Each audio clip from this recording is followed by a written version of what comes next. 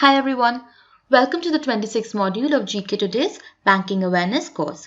Today's topic is RBI's functions as the banker to other banks. I'm Ritvisha from GKToday and let us begin. What is the minimum limit of CRR that can be set by the RBI? So CRR stands for Cash Reserve Ratio. Correct answer is there is no limit. Previously, there used to be a limit of 3% at the minimum, 3% of banks' net demand and time liabilities. However, that restriction was removed in 2006. When was the RBI Act amended to establish the Monetary Policy Committee?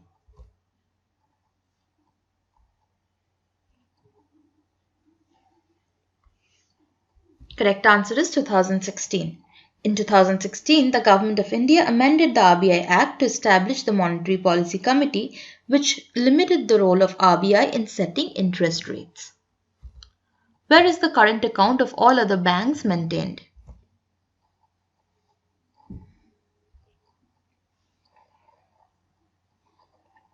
Correct answer is with the RBI. RBI allows banks to maintain a current account and it provides them facility to maintain cash reserves and also to carry out interbank transactions. It also acts as the lender of last resort and it has maintained a system called RTGS or real-time gross settlement system to facilitate interbank transactions. Which of these facilities is given by RBI to the banks for interbank transactions?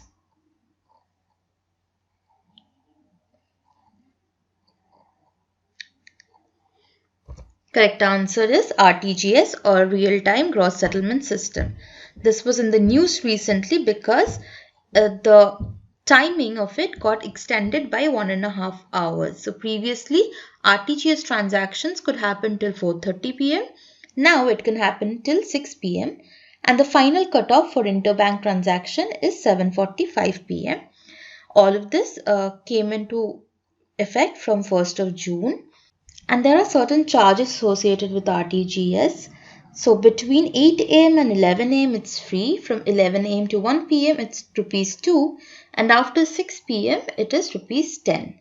And it is primarily meant for high value transactions, which is why the minimum amount to be remitted is rupees 2 lakh and has no maximum limit. Which of the following functions are performed by RBI as banker of banks?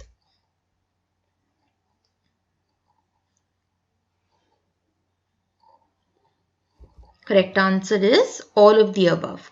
Apart from settling interbank transaction, maintaining accounts, their statutory reserve requirements and acting as lender of last resort, it also allows it to have a network for interbank transactions. What was the statutory cash reserves requirement originally when the Banking Regulations Act was passed in 1949?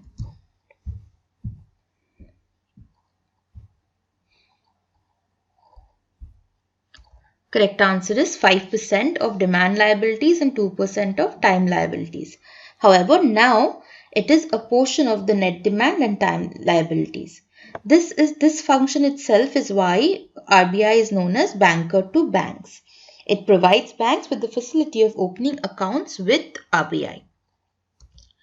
Which department of the RBI offers the facility of opening deposit accounts to other banks?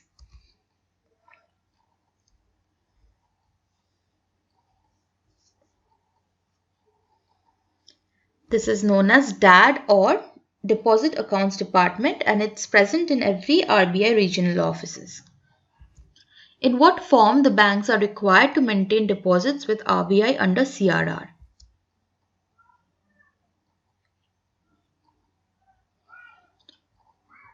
Correct answer is cash. It has to be liquid cash. That is why it's known as the cash reserve ratio. Anything else is maintained as statutory liquidity ratio, which can be gold, government bonds, etc. Who acts as the lender of last resort to all public sector banks in India? We have just discussed this repeatedly and we also know this. Correct answer is of course RBI. If a bank is in crisis, it can borrow from RBI by keeping eligible securities such as government security, bonds, etc. as collateral, and it can take out a loan from RBI. How is capital adequacy ratio of banks calculated?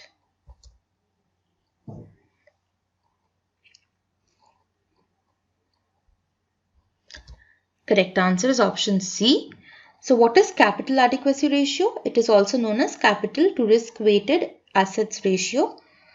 This is a measure of the amount of bank's core capital expressed as a percentage of its risk weighted assets. To be blunt, it's a measure of how good their assets are when compared to their risks. The simple formula is tier 1 capital plus tier 2 capital divided by the risk weighted assets. That's all for this video. If you like this, don't forget to like the video and share it with your friends.